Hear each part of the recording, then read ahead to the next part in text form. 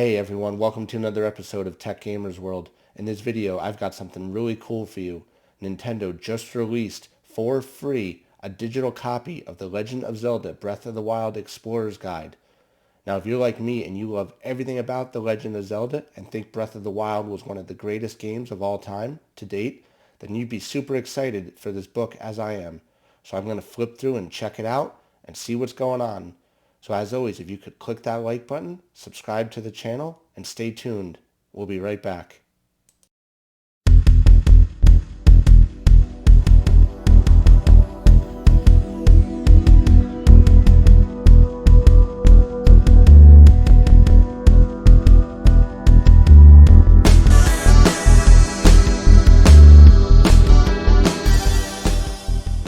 Okay everyone, welcome back. So as I was saying in the introduction to this video, Nintendo recently released The Legend of Zelda Breath of the Wild Explorer's Guide as a digital copy for free on Zelda.com. I will post the link to this PDF in this video. So The Legend of Zelda Breath of the Wild is a 6-year-old game at this point, but it is regarded as one of the greatest video games of all time released by Nintendo. It's a really fun, really immense, and deep, rich story game. I enjoyed it. I 100%ed it on normal and master mode, and it's just an awesome game. And there's DLCs available that are well worth the money.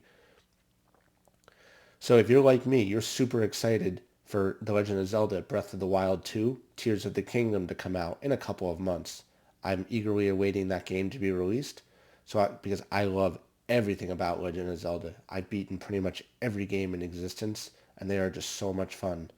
So we're going to go ahead and flip through this book and see what it has to offer. So on the cover art here, we've got The Legend of Zelda Breath of the Wild Explorer's Guide, and on it we show Breath of the Wild Link fighting with what looks to be Windblight Ganon, and we can see Valmadoa, the Divine Beast, in the background. So that's some pretty cool cover art here. Let's go ahead and turn the page. Oops. So as we can see, move the mouse off, The Legend of Zelda index for this book. Basically, this is 94 pages of material. So it looks pretty cool. We can see a different incarnation of Link handing the Master Sword to Breath of the Wild Link. So that's pretty cool. I like the artwork already. What is Legend of Zelda?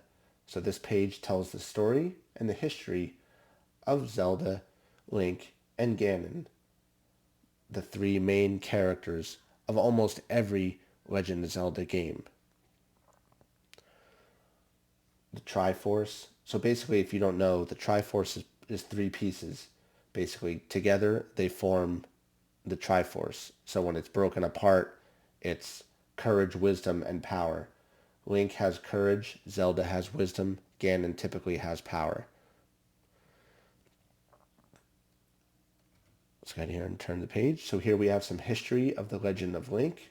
So we see the 1987 version, the 1998 version, the 2003 version, and the 2006 version. It's pretty cool. It shows different incarnations of Link.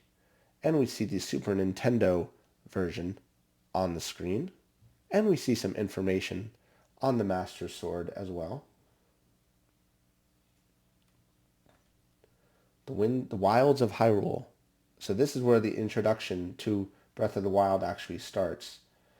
Breath of the Wild is a really cool game, and it is 6 years old at this point, but it has a following still, like you cannot imagine. It's really cool. And this basically tells the history of the Breath of the Wild and what happened to Princess Zelda. So the first thing it does is it starts talking about the runes. The runes give you 4 abilities. Remote bombs, magnesis, stasis, and cryonis. Basically, they allow you to do different things. They're basically like skills for Link to acquire. And you can enhance these skills as you complete the game. Amiibos. Now, amiibos are, the Legend of Zelda ones are not really made anymore, so you can't buy them unless they're on like eBay or something like that. But they are making a limited release of some of the amiibos again. They might include the Legend of Zelda ones. There's been talk about it. The ones we see here are Guardian, Bokoblins, Wolf Link, Link Rider, Zelda, and Link Archer. And if you buy these and you use them on a Nintendo Pro controller, they do different things in the game. They'll give you different pieces of equipment, outfits, stuff like that. If you do want them, a good way to get them is eBay or any of those kind of places. More amiibos. They have an old retro Link, so Toon Link from Windwalker, Zelda from Windwalker, Link from Skyward Sword, Link from Majora's Mask, Link from Ocarina of Time, and Link Twilight Princess. I'll be honest, Majora's Mask was not one of my favorite games. The plot was just a little, I don't know, it was a little much compared to the other versions of it, which is why I don't think you've seen that storyline anymore. There are a couple of hidden masks in Breath of the Wild that do call back to Majora's masks, which is pretty cool. So turn the page here. So the champion amiibos, we have Daruk, Urbosa, Mipha, and Revali. These are the 4 champions from Breath of the Wild. And again, when you use these, you get helpful equipment and a special item related to each champion in the game. So if you have these, definitely use them. They're really cool. Exploring Hyrule. So there's a bunch of ways to get around Hyrule. You can climb, run, use the glider, stuff like that. And as you progress through the game, you get to do things longer. Like you can glide longer, you can climb longer as your stamina grows, and stuff like that. The paraglider is definitely great because it allows you to go great distances, and you can do a whole bunch of cool stuff with it. And you need these things to progress further throughout the game. Korok leaves, or what they're showing here, is a good way to move across a river, because you can't, as you know, if you try and swim across a river, if you run out of stamina, you will drown. So that's something to always keep in mind. You see them a lot when you look, especially at areas that are too far to cross. If you look around and be observant, you'll typically see a raft. And if you swing a Korok leaf in front of it, it'll just blow you through, which is really cool. A wealth of weapons. So the different weapons available throughout the game. So we have bow and arrows, stuff like that, swords, hammers. You can pick up tree trunks, stuff like that. The Master Sword obviously is one of the greatest weapons available in the game. Same thing for the Hylian Shield, I'm sorry. So stuff like that are things you want to be on the lookout for. Armor, of course, is very important. Basically, this tells about the different weapons available, how to get them by grabbing once an enemies drop, sneaking around an enemy base. You'll find weapons scattered throughout the game, buried in treasure chests, stuff like that. When the Master Sword runs out of energy, it does need to recharge. There are ways to mitigate that. Once you get through the certain parts of the game, the Master Sword will last longer. The DLCs will help with that too. The Master Sword will never break, so that's a good thing. But it does lose its power and has to recharge. Fierce enemies, it's talking about some of the enemies available in the game. Bokoblins, they've been around since like the dawn of the time. The Choo-Choos are a pain. The Hinoxes, the Lionels. Be very careful around the Lionels. If you've never played it before, they'll kill you pretty quick. But as you progress through the game, you'll be able to kill these guys easier and easier, and you get things in return. The Bokoblins are a callback to the original Legend of Zelda. They have the blue ones, the silver ones. There's a whole slew of different ones. Decayed Guardians. So the Guardians are really cool. The Guardians are the weapons that were supposed to protect the Hyrulean Kingdom from Ganon. But unfortunately, Ganon turned the Guardians against the Kingdom of Hyrule. And these are the ones that were destroyed, broken down. They're hanging around. Typically, if you go up to them and search, you'll find stuff hidden underneath them, gears, stuff like that you can use to upgrade your weaponry in the future. Once you get certain shields, when you come across a Guardian, you can deflect their blast back at them. It allows you to go in and get a pretty instant kill on them. So here's some battle tips about the game. Different things you can do. Sneak strikes, crouching down and inching your way towards enemies is a good way to sneak in. You can climb on a Hynix's hand and it'll put it to stay for a while, and then you can not wake it up, as you can see in the picture there that they're showing. So you can sneak in and get a good attack before it wakes up. different ways to deal with things that shoot lasers at you, as you can see in some of the pictures.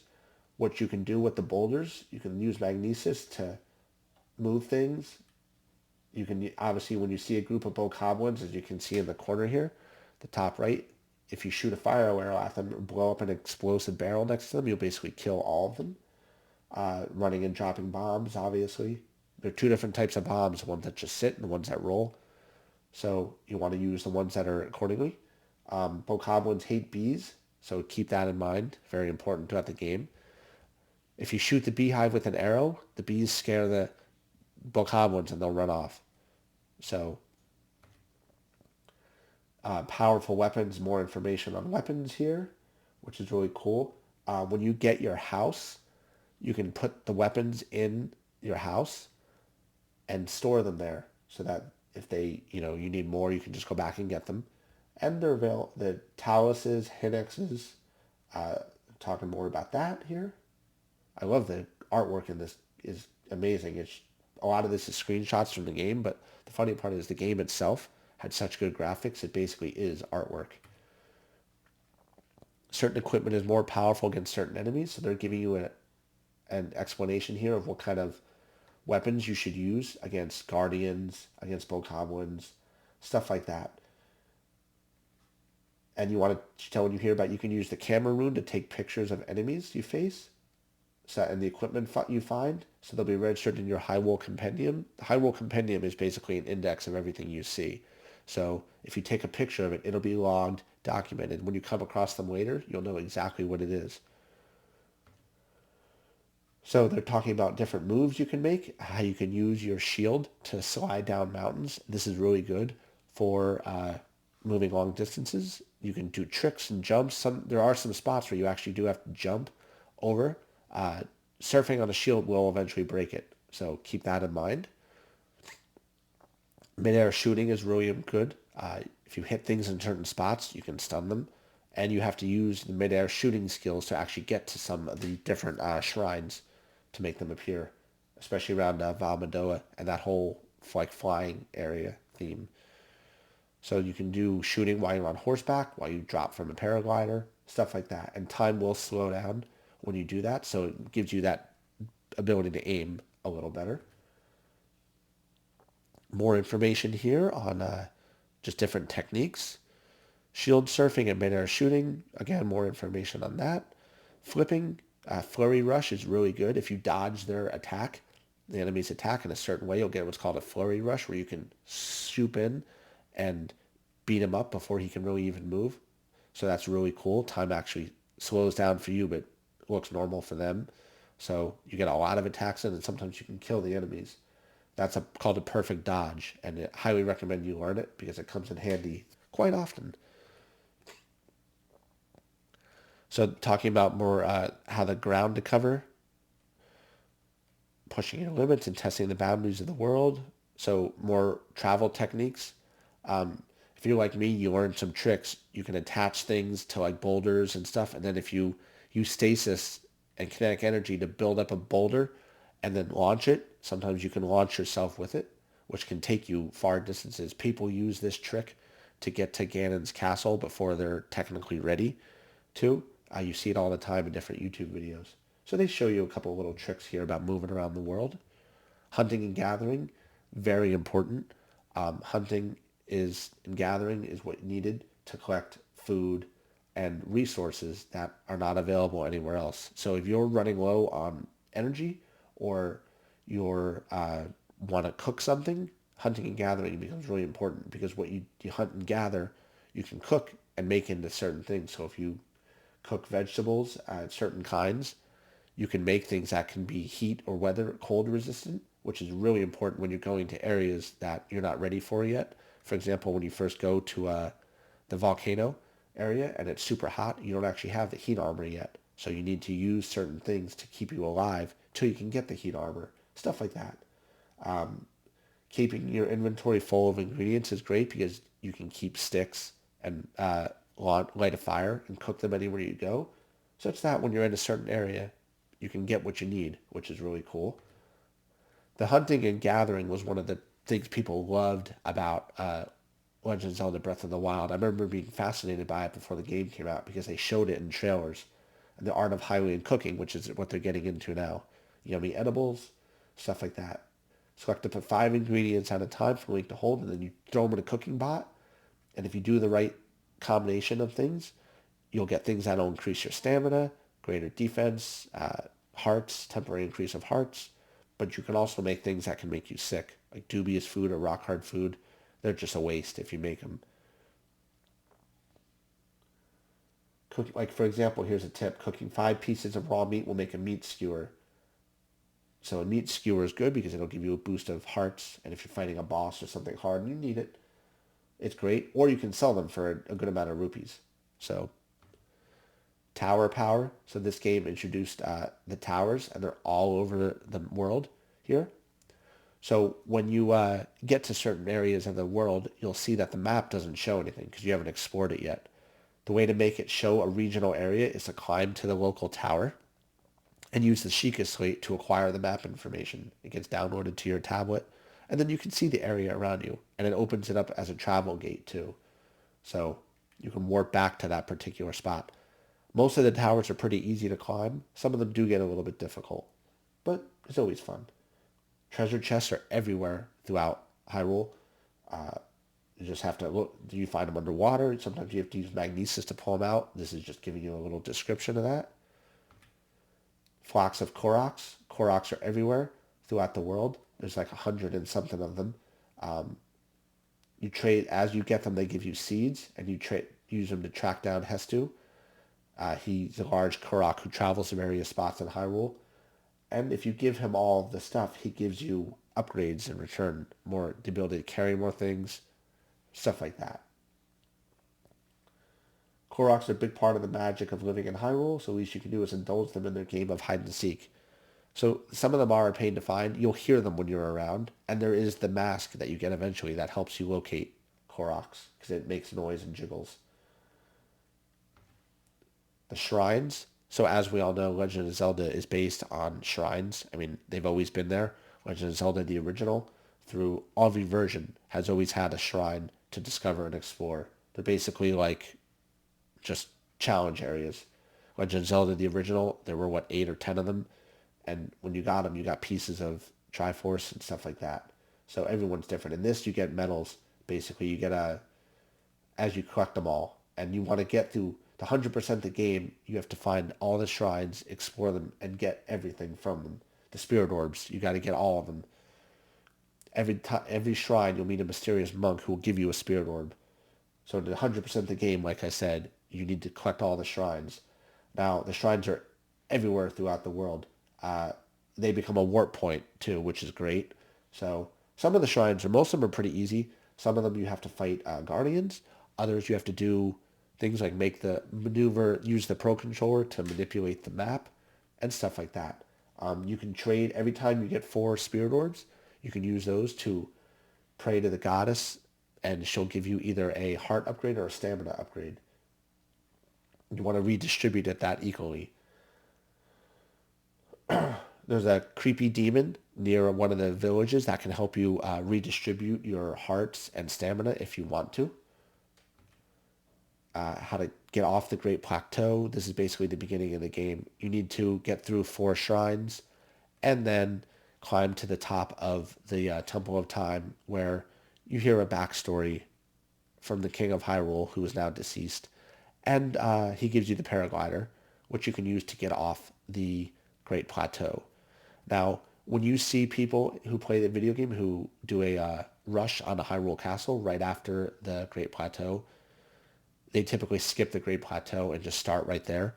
And they do attempt it. It's pretty cool to watch. There are tips and tricks, which I won't go through in this video, to beat the game really quickly. Basically, here's just more of the history of and the backstory of the Great Plateau, including some tips on how to get through it. We can see the mysterious helper, who actually turns out to be the King of Hyrule. We learn about the first towers, the shrines, and where he's basically how to use the scope. So basically the whole premise of the Great Plateau is it's a beginner's introduction to the game. They're going into pretty significant detail here to get you through the Great Plateau. And here's where we actually get the paraglider. And there are some pretty cool cutscenes and backstories about The Legend of Zelda, Breath of the Wild, what happened 100 years ago, how you ended up in this Temple of Resurrection, stuff like that. Dressing for success. Super important in Breath of the Wild is how you dress. Different outfits and different clothes give you certain protections from fire, from cold, from allow you to get more stamina, stuff like that. So wearing a complete set with upgraded pieces gives you bonus effects. You'll learn about all this throughout the game. It's really cool. Beware of the Guardians. Just more information about the Guardians. Some of the Guardians will get up and start to attack you. The flying ones are a bit of a pain, but they are worth fighting, especially the Skywatchers, like I said, because they give you ancient parts. All of them do. And you want to collect those ancient parts for trading in and upgrades later. Beyond the Great Plateau. So here's where we learn about what happens when you leave the Great Plateau and the Sheikah Slate where it tells you to go. Missing memories. So Link has no memory of anything that's happened to date. All he knows is he's a hero because of what he's been told. So you're going to collect your memories throughout the game. Once you acquire the camera rune from the Hitino Ancient Tech Lab, you can look at pictures and track down your memories, stuff like that. There are certain spots throughout the world where you'll go to them. I think it's shown actually, there's 12 of them. When you go to those locations in present day, you'll be immediately met with a cutscene with a memory. And you can watch those memories back anytime you'd like, which is really cool. More information here on the Master Sword. Where you get the Master Sword, how you need a certain amount of hearts. You will see there are hacks, so to speak, about how to get the Master Sword early. I've actually never tried them, but people do talk about it. Divine Beasts. So it is giving you a spoiler alert here. If you don't want to hear any of the story or plot details, you should skip ahead to page 94. So we'll keep going ahead there. So spoiler alert, you might learn a couple things that you may not be ready for if you've never played Breath of the Wild. The Champions of Hyrule here. We're basically learning about the 4 champions. Daruk of the Gorons, Mifa of the Zora, Urbosa of the Gerudo, and Revali of the Rito. We all remember Gerudo from Legend of Zelda Ocarina of Time. That incarnation of Ganon, he was a Gerudo member who was kicked out. And we learn about the Divine Beasts, so free the beasts here. And then we come to Calamity Ganon, the cause of all of this. Ganon has embodied the corrupting power of evil, and Hyrule is on the brink of falling to its destructive will. There's been different incarnations of Ganon over the years. I'm not going to go into details on the final boss that much here because you should play the game and see it for yourself. But obviously this book tells a little bit about it. Ganon is incredibly powerful, obviously, so make sure that you're ready to conquer the castle. And the champions will help fulfill their destinies. The adventure continues with the expansion pass. So Legend of Zelda Breath of the Wild has 2 really cool DLCs that are absolutely worth the money. It allows you to expand your adventure even further. The first 2, which includes the expansion pass, which includes the first 2 DLC packs. The first pack gives you access to the Punishing Trial of the Sword. Trial of the Sword is 3 different, basically giant levels where you start out with 0 equipment. And as you go, it progressively gets harder and harder. As you beat them, the Master Sword gets upgraded, which makes the recharge become significantly less to basically nothing. New armors, travel medallions, stuff like that. A whole new story involving the 4 champions and a new dungeon. And you get a really cool vehicle at the end, which is great for traveling around Hyrule. Just an awesome DLC pack and well worth the money. All right, so here we've come to the end of The Legend of Zelda Breath of the Wild Explorer's Guide. Now, I think this book is really cool. I'm actually considering buying a physical copy for myself. So this book, let's be realistic, this book is basically an instruction manual for a 6-year-old video game at this point. Now, Nintendo released this because of the upcoming Breath of the Wild 2, Tears of the Kingdom, but it's still a really awesome thing to have and keep, especially if you have children who love Breath of the Wild. It's a really great game for kids who are getting into Nintendo games because it gives them the ability to play and learn at a pace that they're comfortable with, which is really cool, or just explore the world. You could get this for them, whether it's the physical copy or digital, and give them to them. I know my kids would love this. It's really cool. Well, I hope everybody enjoyed this video. As always, again, please click that like button, subscribe to the channel, and make sure you enable notifications. I'm going to have new and exciting content coming soon. The link to this free ebook will be available in the description for this video if you want to download it from Zelda.com. Thanks a lot, everybody, and I will see you around. Have a good one.